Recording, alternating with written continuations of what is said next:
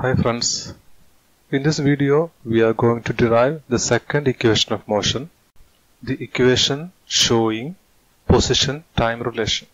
ഇന്നത്തെ വീഡിയോയിൽ നാം രണ്ടാമത്തെ ചലന സമവാക്യം ഡിറൈവ് ചെയ്യുന്നു, സ്ഥാനവും സമയവും തമ്മിലുള്ള ബന്ധം കാണിക്കുന്ന സമവാക്യം.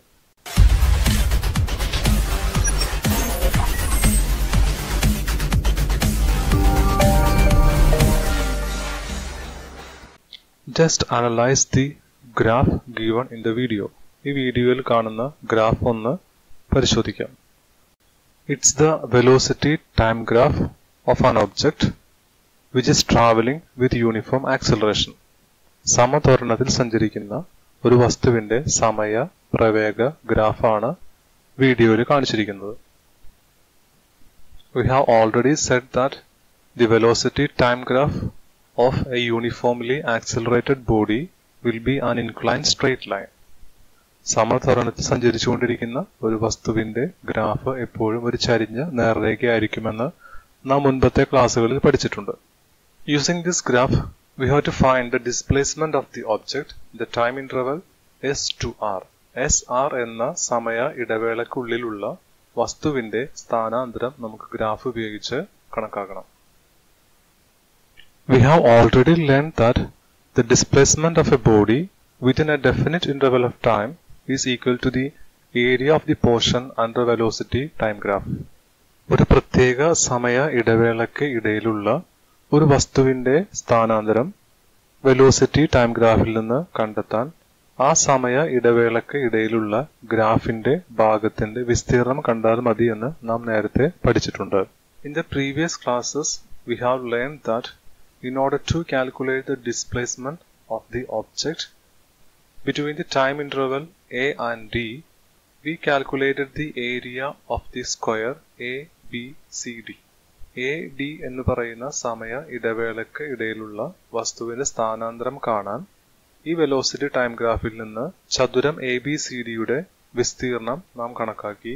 അങ്ങനെ ആ വസ്തുവിന്റെ സ്ഥാനാന്തരവും നാം കണക്കാക്കി. Similarly, if we have to find the displacement of the object between the time interval s and r, we can find out the area of the quadrilateral PQRS. ഇവിടെ SR എന്ന് പറയുന്ന സമയ ഇടവേളയ്ക്ക് ഇടയിലുള്ള വസ്തുവിന്റെ സ്ഥാനാന്തരം കണക്കാക്കാൻ ലംബകം PQRSന്റെ വിസ്തീർണം കണ്ടെത്തിയാൽ മതി. Quadrilateral PQRS is a trapezium. The equation to find the area of a trapezium is area is equal to half h into a plus b, where a and b are the length of the parallel sides and h the distance between them. ലംബകം PQRSന്റെ വിസ്തീർണം കാണാനുള്ള equation ആണ് വിസ്തീർണം സമം half H into A plus B. ഇതിൽ A B എന്ന് പറയുന്നത് സമാന്തര വശങ്ങളുടെ നീളവും എച്ച് എന്ന് പറയുന്നത് ആ സമാന്തര വശങ്ങൾക്ക് ഇടയിലുള്ള അകലവുമാണ്. Here a is equal to PS, b is equal to QR and h is equal to SR. By substituting this, we can write the equation displacement is equal to half SR into PS plus QR. Here PS is the initial velocity u, QR is the final velocity v between the time interval SR, which is equal to t. So we can substitute these values in the equation. Displacement is equal to half t into u plus v. We have already learned an equation v is equal to u plus at. Just substitute this equation in this equation. So the equation becomes half t into u plus at. U plus u is equal to 2u, so the equation becomes half t into 2u plus at. Multiply half t with 2u and at. So the equation becomes half t into 2u plus half t into at. 2 and 2 are get cancelled. So the first part becomes ut. The second part half t is multiplied with at. So the second part becomes half at square. So the equation becomes ut plus half at square. So we have got an equation for displacement s is equal to ut plus half at square. This equation is known as the second equation of motion.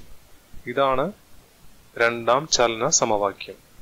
Not only that, this is the equation showing position time relation.